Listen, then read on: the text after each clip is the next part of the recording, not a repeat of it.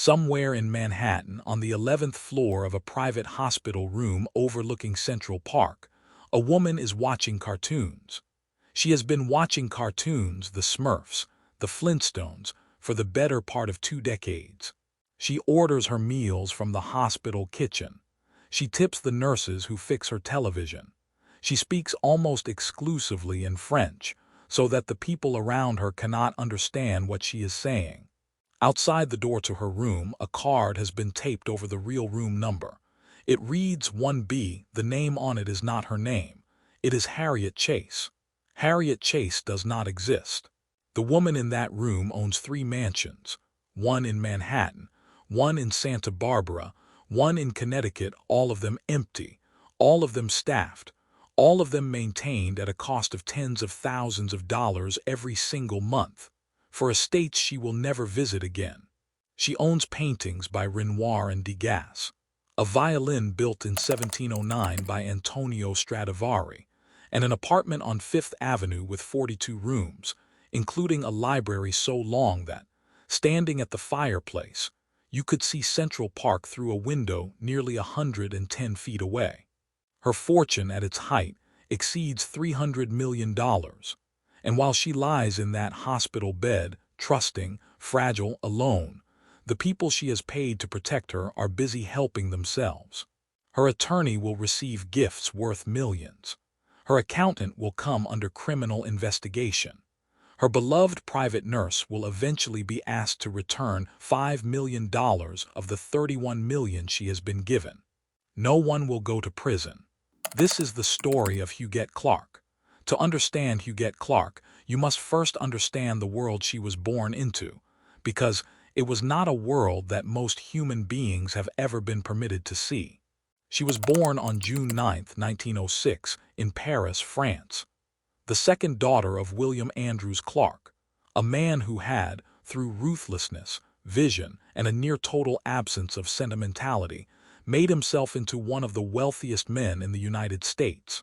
Her mother, Anna LaChapelle, was decades younger than her father, a woman of French-Canadian descent, an aspiring singer, a musician, a beauty. The circumstances of how Anna came to marry William are themselves the subject of a certain polite discomfort.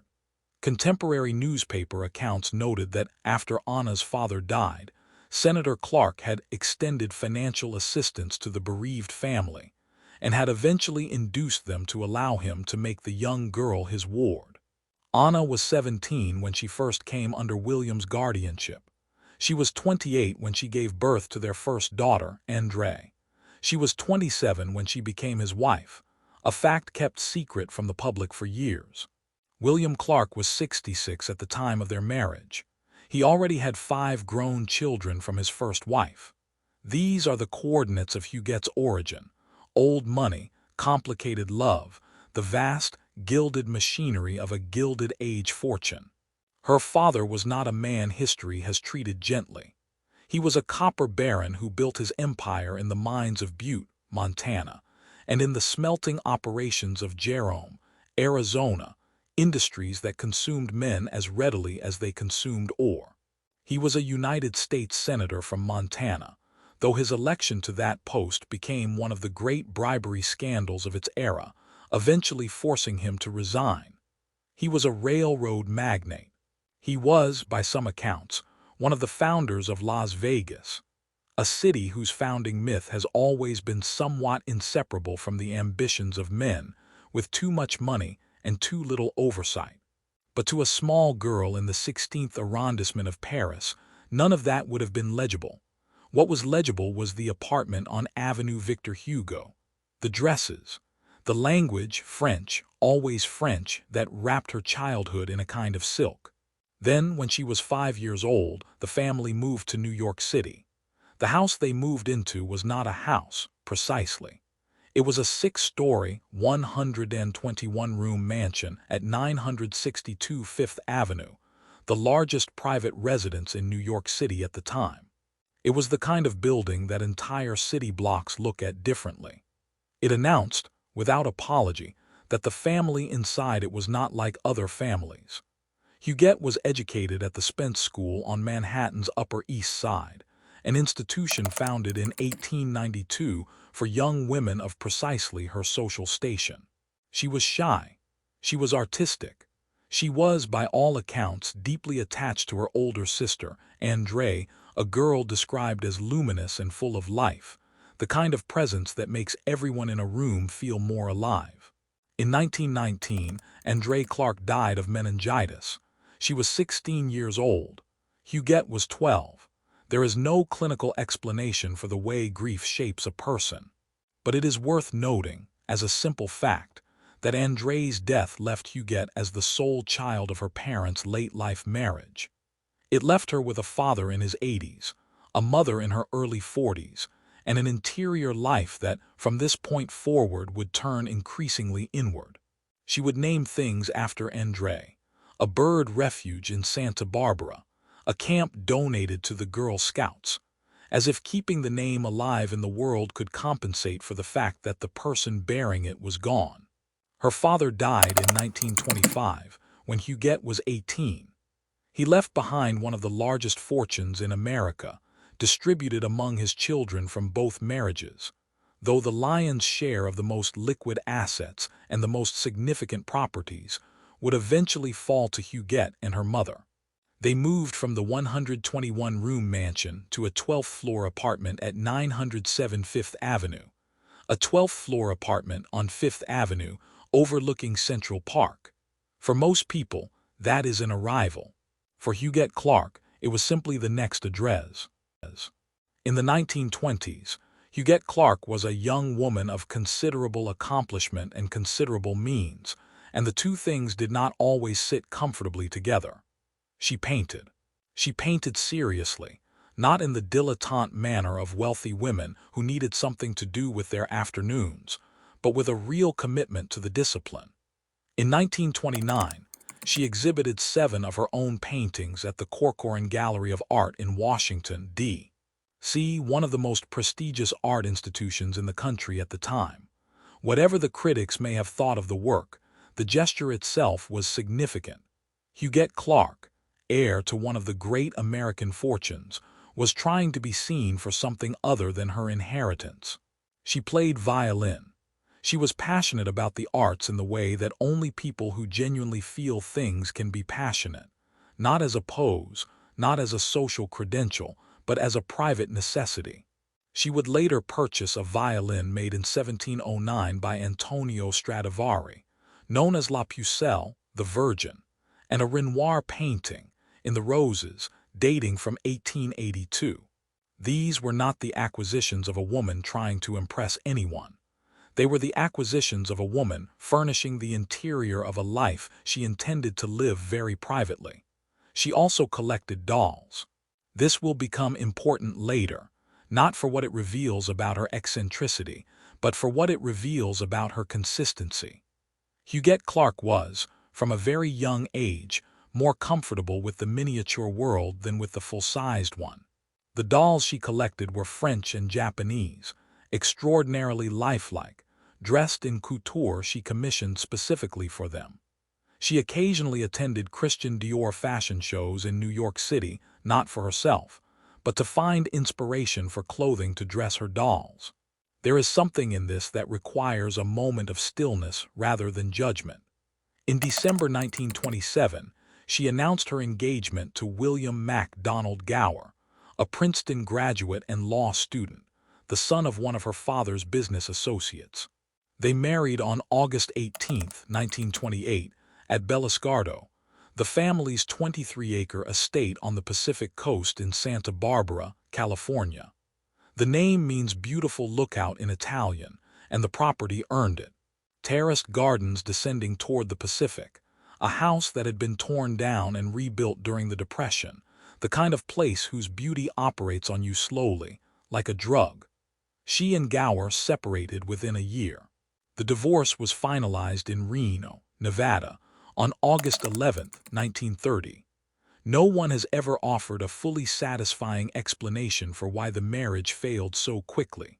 Huguette herself said almost nothing about it. She said almost nothing about most things to most people. What we know is that, after the divorce, She returned to her apartment at 907 Fifth Avenue, where she had previously lived with her mother, and she never remarried. She was 24 years old. She proceeded to expand the apartment.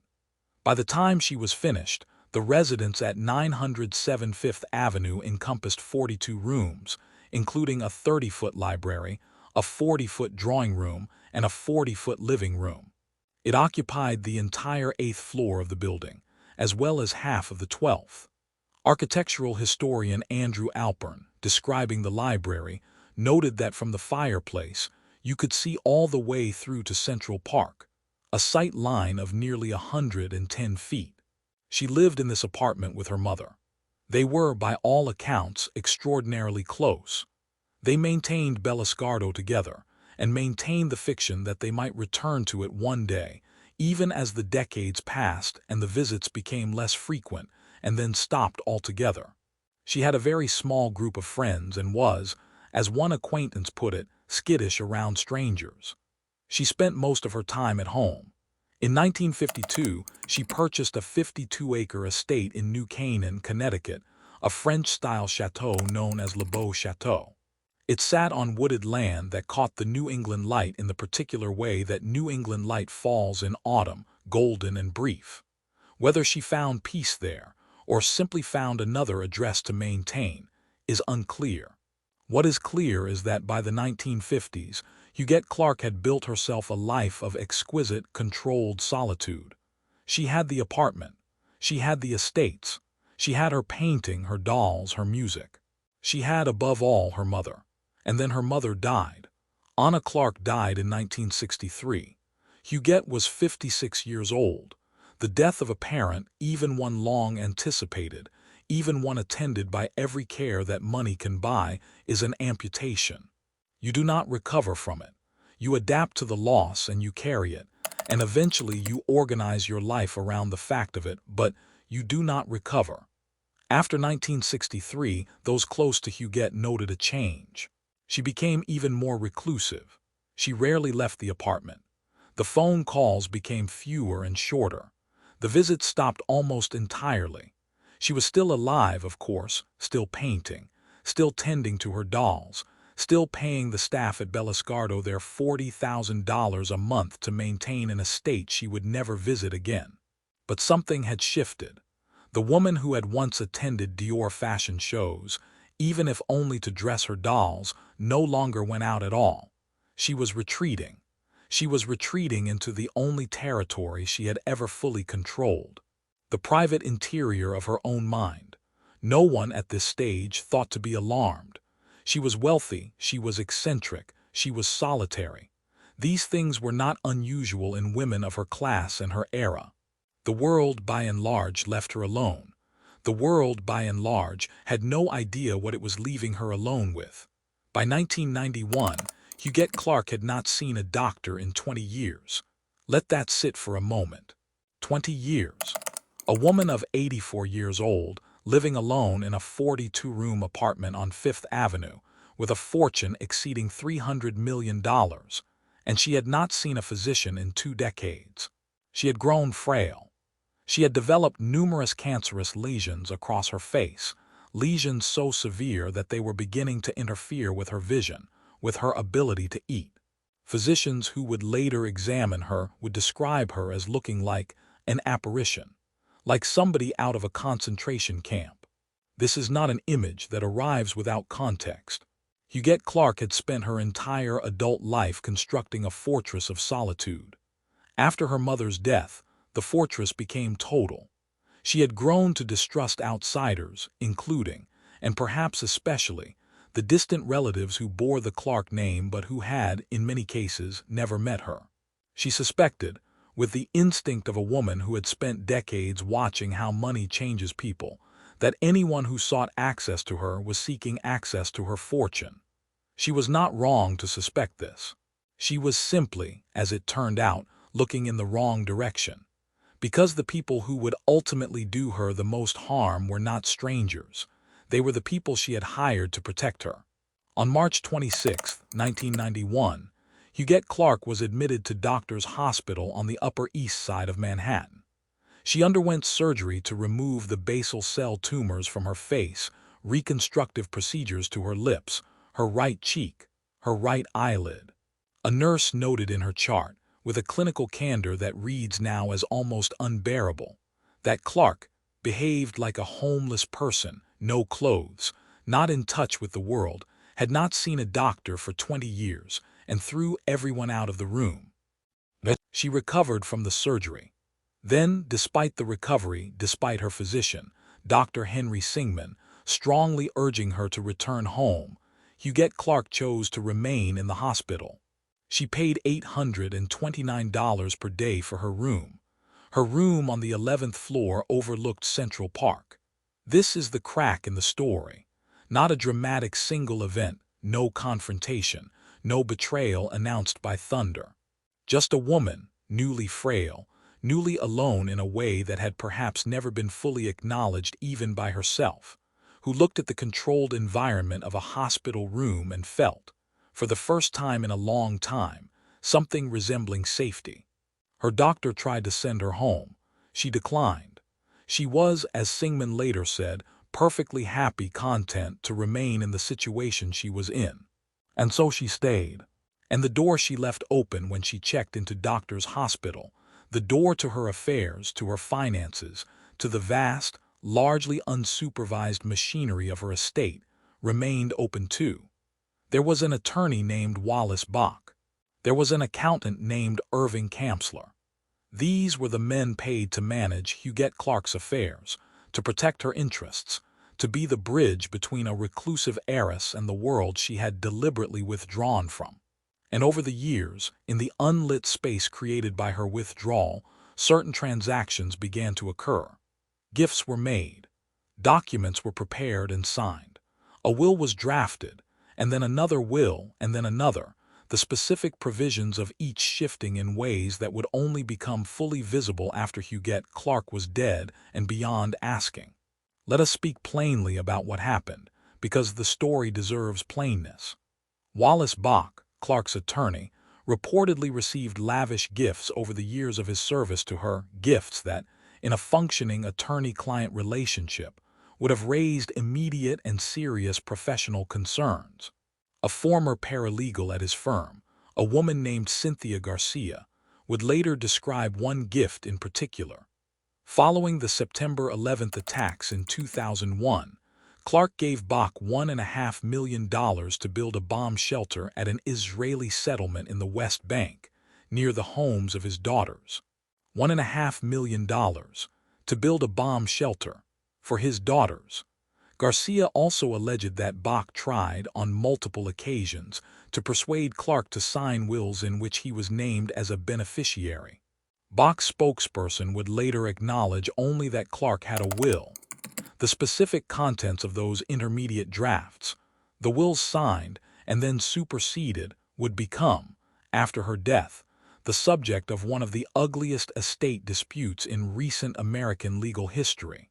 Irving Kamsler, her accountant, would come under investigation by the Office of the New York County District Attorney beginning in August 2010. The details of what the investigation found were never fully made public, as the matter was ultimately settled in civil court rather than prosecuted criminally. And then there is Heiresses. It is important to be careful here, because the story of Heiresses resists simple characterization. And simple characterization is precisely the kind of thinking that allows the powerful and unscrupulous to redirect blame toward the less powerful and marginally culpable. Peary was Huguette Clark's private nurse.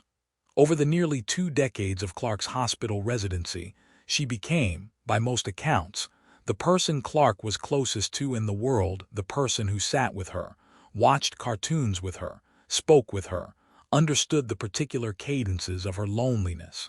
Whether this relationship was entirely genuine or partly calculated is a question that every person who examines this case will answer differently, and probably no one will answer with complete confidence. What is not in dispute is the money. Over the years of their relationship, Clark gave Peary and her family over $30 million. $30 million. dollars in properties, in vehicles, in medical expenses, in college tuition payments for Peary's children, in cash gifts of varying sizes, made at varying intervals, to a woman who was employed as a private nurse. By the time this figure became public, as part of the wider investigation into Clark's finances, Peary had long since ceased to be a private nurse in any conventional sense of the phrase. Meanwhile, Clark's 3 estates stood empty.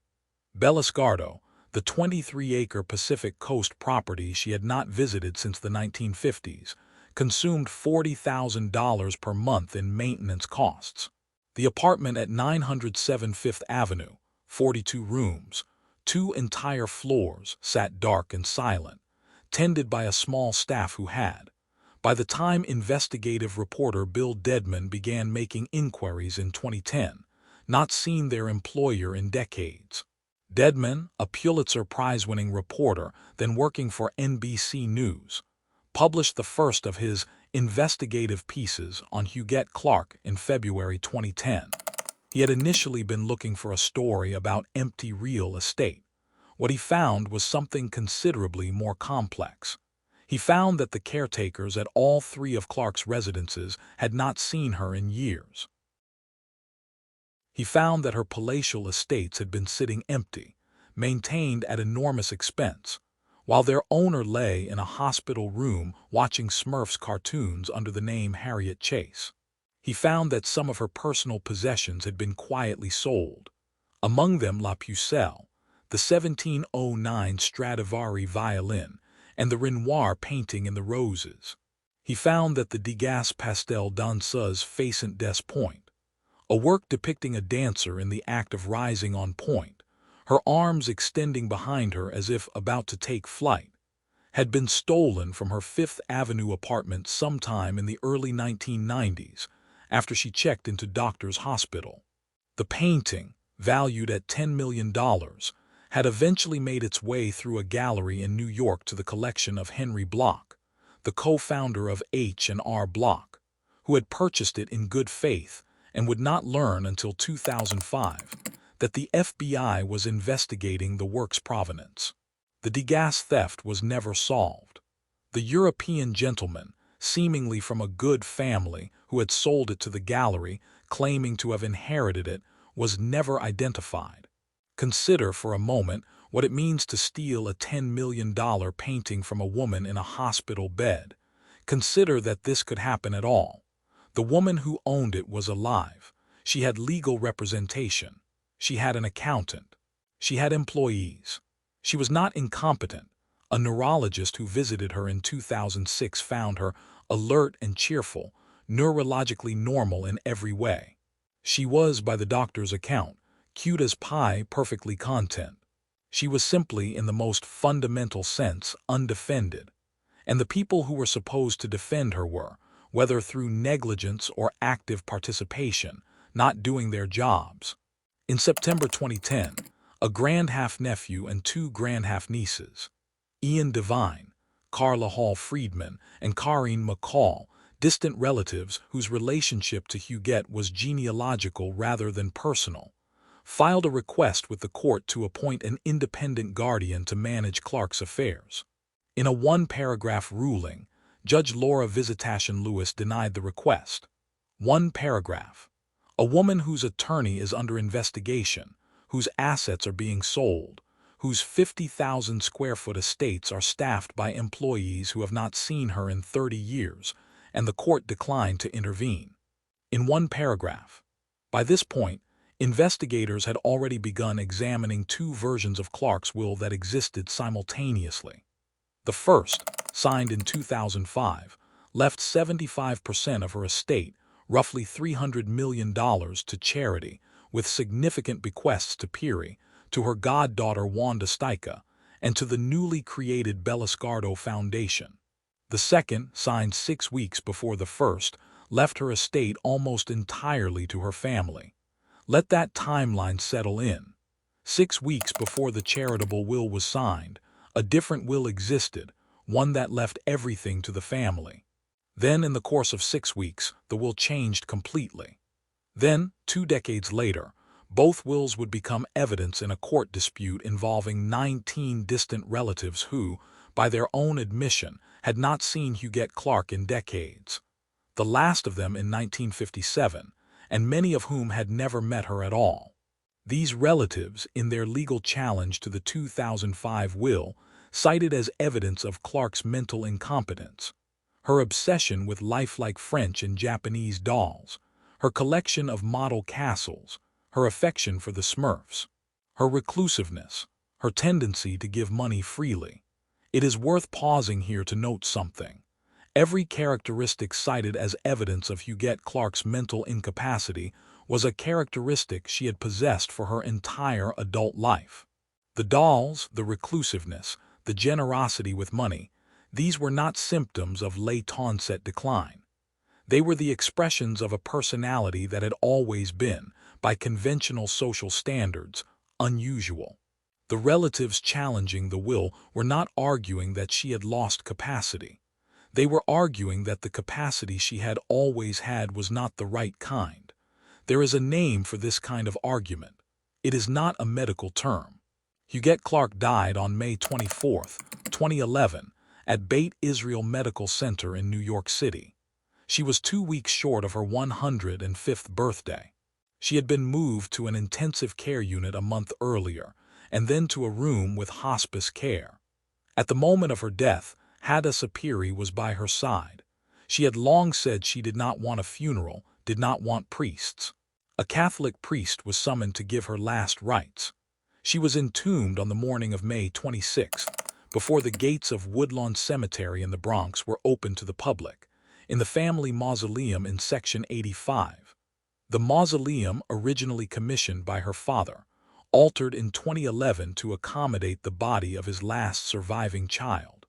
William Andrews Clark's fortune had passed through 2 generations, survived 2 world wars, outlasted the Gilded Age and the Great Depression and the post-war boom and the long decline of copper and the rise of the financial economy. And it had ended here, in a room with a fake room number, with a woman watching cartoons, under a name that was not her own. The will filed on June 22, 2011, in New York Surrogate's Court was the 2005 version, the charitable will. 75% of the estate, approximately $300 million, designated for charity. Peary, $30 million. Goddaughter Wanda Stika, $12 million. The Belliscardo Foundation, $8 million. Beit Israel Hospital, where Clark had resided for years and where she died, $1 million. Her attorney and accountant, $500,000 each. The Claude Monet Water Lilies painting she had purchased in 1930 from Galerie Durandruel in Paris, a 1907 work from one of the most celebrated series in the history of Western art, was bequeathed to the Corcoran Museum of Art in Washington, D.C. 19 distant relatives challenged the will. The case ground through the courts for 2 years. On September 24, 2013, it was settled. The distant relatives, people who had not seen Huguette in anywhere from 54 to never, received a combined total of $34.5 million.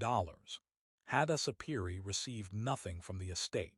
She agreed to return $5 million of the $31 million she had previously been given in gifts. The remaining $26 million in gifts to Peary were not recovered. Wallace Bach and Irving Kamsler, the attorney and accountant who had managed Clark's affairs during the decades of her hospitalization, were the subjects of ongoing criminal investigations at the time of Clark's death. The investigations concluded without criminal charges being filed against either man. Neither went to prison. The stolen Degas, danseuse facent des point, the dancer rising on her points, her arms spread as if for flight, had been the subject of a 2008 deed of gift in which Clark donated it to the Nelson Atkins Museum of Art in Kansas City, where it was quietly accepted and where it hangs today, listed as from an anonymous donor, in accordance with Clark's specific request. She asked only that it be loaned to the Corcoran 3 times in 25 years, and that she personally receive a full-sized color photograph of the work. She wanted a photograph, of a painting that had been stolen from her apartment, that she was quietly returning to the cultural patrimony in lieu of pursuing justice she evidently had no appetite for. There is something in this that resists easy interpretation, but it does not resist feeling. The apartment at 907 Fifth Avenue was sold off in pieces. The penthouse, apartment 12W, went to hedge fund manager Bose Weinstein in July 2012 for $25.5 million, $1.5 million above asking. The Prime Minister of Qatar attempted to purchase both eighth-floor apartments and combine them into a single residence. The building's co-op board declined to permit it. Apartment 8W sold to financier Frederick Eisman for $22.5 million. Apartment 8E went for $6.8 million. Three apartments, combined total, $54.8 million.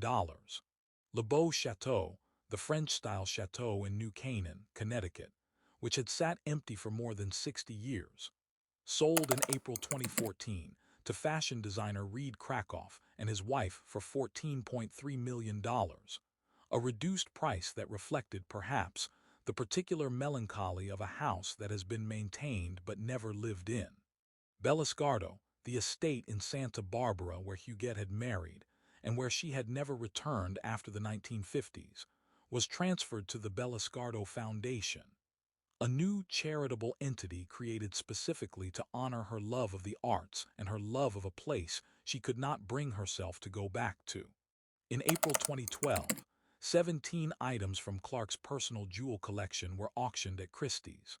Among them, a rare 9-carat pink diamond by Dracer and Company, which sold for over $15.7 million, including a 12% buyer's premium. The bulk of her art and antiquities collection went to Christie's in June 2014. Every room of every house she had owned, every surface, every object dispersed, sold, donated, absorbed back into the market she had spent a lifetime buying from. A biography was published in 2013, Empty Mansions: The Mysterious Life of Huguette Clark and the Spending of a Great American Fortune, written by investigative reporter Bill Dedman and Clark's grandnephew Paul Clark Newell Jr. It won significant critical praise. Film rights were optioned by Fremantle, which began developing a television series with HBO, director Joe Wright, and screenwriter Edo Fluck. Earlier rights had been optioned by Ryan Murphy. Huguette Clark had spent her entire life refusing to be a story. In death, she became one anyway. There is a version of this story that is about money. There is a version that is about elder abuse, about the systemic failure of legal and institutional safeguards to protect wealthy but isolated individuals from the people they trust. There is a version that is about inheritance, about the gravitational pull that old fortunes exert on the living, bending even the most ordinary people into shapes they might not otherwise have taken. All of those versions are true. None of them is sufficient, because when you look at Huguette Clark long enough past the headlines, past the courtroom documents, past the Christie's auction results, what you see is not a victim, or not only a victim. You see a woman who made choices, deliberate, consistent, deeply considered choices, over the course of nearly a century of life about what she valued and what she did not. She valued quiet. She valued beauty. She valued the miniature world, the dolls, the castles, the tiny things she could arrange and rearrange according to her own aesthetic judgment, free from the opinions of people who thought they knew better. She valued her mother's memory and her sister's, and the particular quality of attention that only loneliness makes possible. She did not value what most people value. She did not value appearances.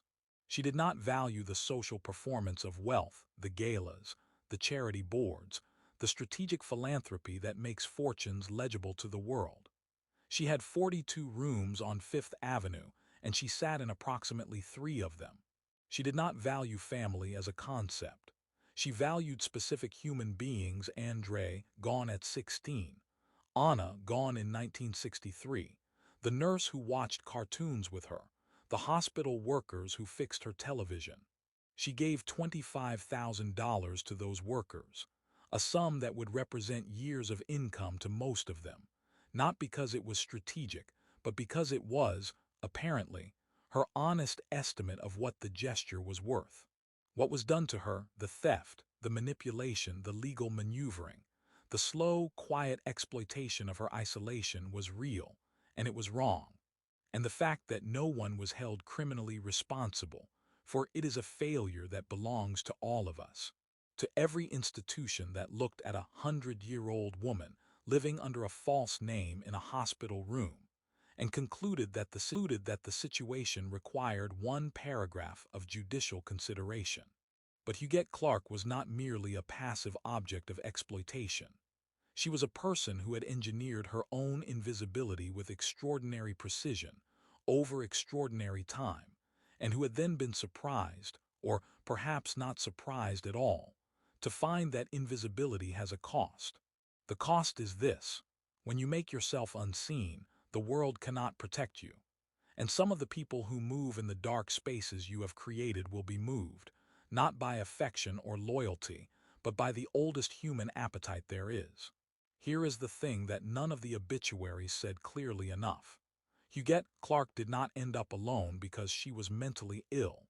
She did not end up alone because she was eccentric. She did not end up alone because the world failed her, though it did. She ended up alone because she chose, repeatedly and deliberately, the kind of intimacy that the world does not recognize as intimacy, the intimacy of objects, of paintings, of dolls dressed in miniature couture, of a violin built 300 years ago by a man in Cremona who could not have imagined the woman who would one day own it, sitting in a hospital room under a false name, selling it quietly because she needed the cash to give away. There is a particular kind of love that does not require reciprocation. That is, in fact, structured around its own sufficiency.